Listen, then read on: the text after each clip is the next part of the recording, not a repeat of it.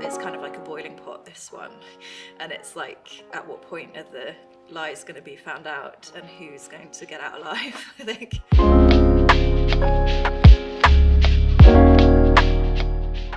When we did Summer and Smoke here, the central kind of argument of that play that I was interested in unlocking was sort of science versus spirit.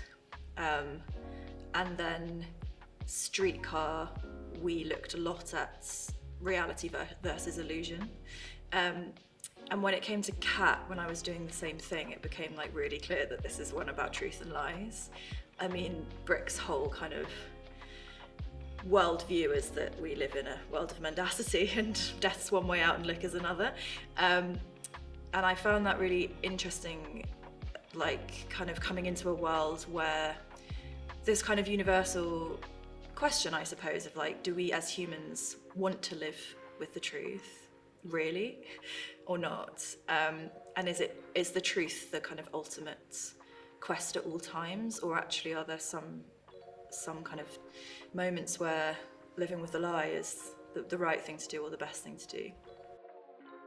Tennessee Williams always said that this was a play about a family in crisis. Like, it's a much more ensemble piece than some of the others that I've done. It's not about one relationship, it's about several really complicated relationships that overlap. And inevitably then that becomes about, do we want the truth or do we want the lie? And I think what's interesting in the play is how you walk that balance and how you argue both cases strongly, so that actually at the end the audience don't necessarily know which one is the answer, or even if there is an answer. For me, the reason that I keep coming back to these quite big classical titles is like, why do we keep telling these stories, and what's the universal resonance that has taken them through the decades, and what's the resonance of playing it in this space now? I'm sort of interested in creating a world that feels like it's in conversation with its period, but it's also in conversation with today, and it's lifted out of both as well, so that there's a heightened sense of theatricality that can help an audience to hear the play and actually hear what it's actually saying. Because I think sometimes, for me, if you lock it back into its period, it's really easy to see it as something that's at a distance. And I always want to bring the audience as close to it as possible and bring the writing into as close a focus as possible.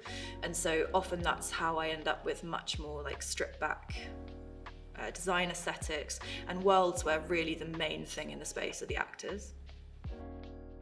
You're looking at characters who are all trapped by their identities in some ways. What we found interesting as a company talking about the characters is that there are many, many similarities in character trait between Maggie and Big Daddy, actually, and that Maggie and Big Daddy are really similar animals. And I found that really interesting, of going, actually, the sort of the female protagonist and the male patriarch have massive crossovers in their personalities. Like, they're both fighters, they both come from poor families, they've both worked their way up, they're both determined to win, they're both egocentric. And it's really interesting that the play comes together in a lie that the two of them construct together in order for them to both sort of win the play. And then with Brick, you know, Brick's grappling with lots of different elements of his identity, actually. One of the things that came up a lot that I didn't expect to was him grappling with his fame and his prowess as an athlete and a famous professional athlete, and actually what that context can do to the male ego particularly as well, and in this world and in this context. He's not only someone who's grappling with confusions around his sexual identity, he's grappling with confusions around his professional identity and his male identity, and they're all actually also intertwined with one another. And that was really interesting, that felt like such a kind of, he feels like such a contemporary character to me, like that those elements are all in the mix. And we did look a lot at historical research around sort of masculinity at the time, and it's really interesting to look into that, because there really is a very particular sense of what it means to be an American man in that moment, and there were things that we drew out of that also felt like they had real contemporary resonance. I don't think anyone else writes like Tennessee Williams, and I think that could be said of lots of writers, but I have always felt really seen by him as a writer.